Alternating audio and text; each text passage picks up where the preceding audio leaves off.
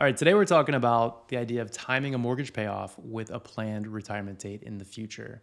I like this idea for a lot of folks, but only where it fits. Federal employees are in a unique position. Based on your benefits, you usually have a pretty good idea of when you're going to be able to retire. That consistency is something a lot of folks don't have, so it's an advantage we can use when talking about this kind of strategy. Now, I will say this, an early mortgage payoff is a polarizing topic within the personal finance world. No shortage of opinions based on emotion, based on the numbers, analytics, whatever you want to talk about, you can get an opinion. But it really depends on your situation, how you feel about things, and what your finances look like. Unsure how you might feel about it? Try asking yourself this question. Do you want to have a mortgage when you sign that retirement paperwork? I tend to answer no to that question, but at the same time, I don't like the idea of giving up returns or money somewhere else, right? The opportunity cost there. But then I go back to thinking about the happiest retirees I know. They're all living without a mortgage. Less stress, less anxiety, less expenses, more freedom and flexibility. Does it make sense? That's what we're going to tackle in this video today. First, we're going to talk about, does it make sense? Then we're going to talk about some of the benefits, as well as where it works well and where it doesn't work well. And finally, how to make it happen if you want to move forward with this sort of strategy. So let's go ahead and dig into it. Does it make sense? First question, are you on track for retirement? You need to be able to answer yes to this question to be able to move forward confidently with the strategy to pay down your mortgage early. Okay, and we can do this just by looking at the numbers, right? What does your FERS estimates look like? Your FERS basic annuity estimates. What does Social Security look like? Those are easy enough to find from the organizations, from your agency and from SSA.gov. All right, pull those numbers. How long do you plan to continue working? Then we need to take a look at your TSP, all your other investment accounts. What are the balances there? How much are you contributing? What are they projecting to be worth at your planned retirement date? We can get a pretty good idea of the income those will generate by using the 4% rule, ballpark tool, right? 4% times your projected balance gives you how much income you might have on an annual basis from this set of money. It's not exact, but it's helpful. Add all that up. Are you on track? Compare it against what you think you're gonna need from an income standpoint. If you're falling short, this is where you need to put your focus right now. Ranking or prioritizing your cash flow can also be helpful. What do I mean by that? Cash flow is just a fancy word for how we direct our resources, where our money goes, right? So a priority order might look something like this: funding an emergency account, paying off high interest rate debt, funding a retirement account, funding your kids' education, and then thinking about other goals. Other goals might be something like real estate properties, a second home, paying down your mortgage. All those things kind of fit into that last category. And that's what we're talking about today. So if there's enough cash flow and you're funding those goals that are higher on the priority level, then we can start thinking about some of the things that fall into that category of other, including paying down your mortgage. I could talk cash flow all day, but I know I might lose you in that circumstance. We're here to talk about, does it make sense to pay down your mortgage? Last question I'll leave you with: how much are you currently saving? How much additional cash flow savings do you think you might be able to generate in the future? All right, something interesting to look at right now in the context of this conversation also is, what does your current mortgage rate look like? Rates have risen dramatically in just the last 2 years. You know, maybe you're lucky enough to lock in a mortgage rate that's here on the lower end of things. Maybe you just bought your home recently and now we're kind of on the higher end of things. Rates are likely to stay higher for longer based on what's happening within the economy, what's happening within the country.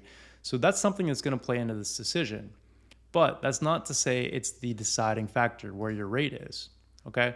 Because a mortgage payoff strategy can work well even with a lower rate. And I'm gonna share with you what I mean by that. I wanna show you some numbers based on 2 mortgage rates. Okay, so let's assume you have a $650,000 mortgage. You took it out at 4% and it's a 30-year loan, okay? Your monthly payment over here is gonna be $3,103 a month, right, for that 30-year term. If you wanna make one extra payment over the course of a year, we can do that by dividing it by 12 and adding that each and every month. Okay, so an extra payment might look like this: $259. By adding that $259 a month on this loan, we're reducing the time frame from 30 years down to 26. So that simple tweak, that incremental payment that we're making, shaved 4 years off the life of the loan, even with a lower interest rate like 4%. Now, just for contrast, let's see what happens if you just took out your mortgage now and you have a 7% rate.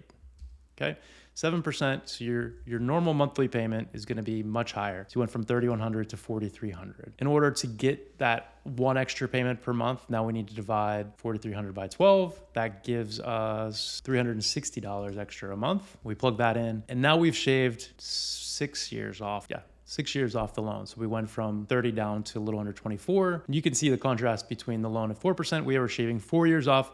Now we're shaving 6. So that's kind of, interest rates play a couple of different roles here, right? Higher cumulative interest, higher monthly payments, and also, when you're paying more principal, that kind of tweaks how fast the loan can be paid down as well. Now, it's tempting to compare a payoff strategy of a lower interest rate mortgage, if you're locked in at a lower interest rate, to buying an investment, something that's going to yield higher, like buying equities, okay? The long-term average of equities has been much higher than that 2 or 3% mortgage that maybe you took out. But it's not a fair comparison, because when you're paying down your mortgage, it's a guaranteed rate of return. Equities are far from guaranteed. Like, there's no telling what future performance will be. So you have to compare it against something that would be considered very conservative or even risk-free. Something like a 10-year treasury bond, something like a CD at the bank, a high yield savings account where there's very low or no risk, okay? Now, if you locked in that low rate, things are probably working on your favor right now. So if we look at the 10-year treasury, so if we look at this chart, this is showing us mortgage rates versus the 10-year treasury. You can see the 10-year treasury rate is touching 4.7%. It's actually a little higher than that based on what's happening this week, what happened last week down on the hill. Those numbers work in your favor. If you're locked in, your mortgage rate is down here in the 2s somewhere, 2s or 3s. Now you're on the right side of things. But so we're going to benchmark our strategy against something like this. What could we get elsewhere? Now, of course, I'm not against investing your extra cash flow in something riskier to go after higher returns. I mean, that's the name of the game, right? Maybe you want to continue with that strategy. Just remember, future returns may not be what they've been in the past. This could be a nice way to kind of balance what you're doing from a cash flow standpoint, building assets on the balance sheet. And I think for folks with newer mortgages, higher interest rates, this is an especially compelling idea right now, putting some extra cash towards that. If you're planning on staying in the home, if you're planning on having a mortgage on that home for a period of time. All right, what are the benefits of this thing, right? So we're timing our mortgage payoff with our retirement date. What are the benefits? Lower expenses, right? You're not gonna have that housing expense anymore. It's gonna give you more flexibility in the budget. You can have less stress and anxiety. You're not gonna worry about that payment.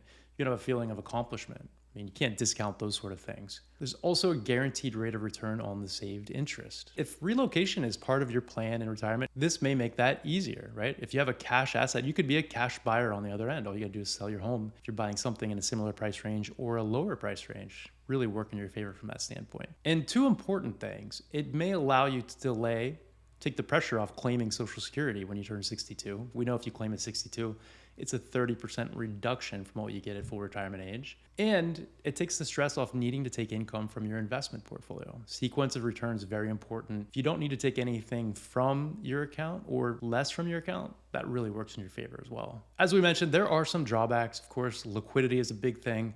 Houses are not liquid assets. There's opportunity cost. Could you have used that money somewhere else? And of course, are you giving up higher returns? Where does this play well? This is an interesting question. I think this plays really well for people that are 10 years out or more from retirement, because we're talking about making incremental payments that can add up over time. You also need to have extra cash flow available to put towards this goal that's not going to take away from your retirement or other parts of your long-term vision. If you have strong feelings about being debt-free, this is a win. If you want to reduce your monthly expenses and take the stress off from there, really big benefit. If you don't have competing goals, you have no desire to buy a vacation home, invest in real estate properties, again, big win from that standpoint. All right, where doesn't this work and what do you want to avoid? If you have a short time horizon, 5 years or less until retirement, I think it makes sense to use your cash flow in other places to give yourself flexibility at the moment. Then you can make decisions when you hit retirement. If you're not planning on staying in the home for the long term, I don't think this makes sense, right? Why would you pay on a mortgage that you're gonna move within the next 5 years? Doesn't make sense. Also doesn't make sense if you love your low interest rate and playing the arbitrage game, getting a higher interest rate at the bank, or you like the idea of investing in riskier assets for that higher return potential. One big thing you wanna avoid in this strategy, no matter what, never take a lump sum from your TSP, your IRA account, in order to pay down your mortgage. This money all comes out as ordinary income, adds to your tax bill, can push you into a higher marginal tax bracket. How can we make this happen? I already mentioned lump sums are generally out unless you're really on that short time horizon. So what we're talking about here is making incremental payments over time. So things like tax refunds, bonuses, you can apply those, when you receive them. That's a nice way to pay down an extra chunk of principal. And then we're talking about on a monthly basis, committing payments. So if you know what your payoff timeline is, if it's 10 years and you know how much extra that means, $500 a month, that's what we need to commit to it. If that's not reasonable, think about something smaller, just like one extra payment per year. We showed you the power of that. In our examples, 4 to 6 years off the life of the loan. So the idea here today was to give you something to think about within your financial plan, that long-term vision for retirement. Does the strategy fit? I don't know. Maybe it does in your situation. If you want help looking at it, happy to be a resource for you. Try to make the best decision for your situation. If you found this useful, found it valuable, appreciate you subscribing to the channel and giving this video a like.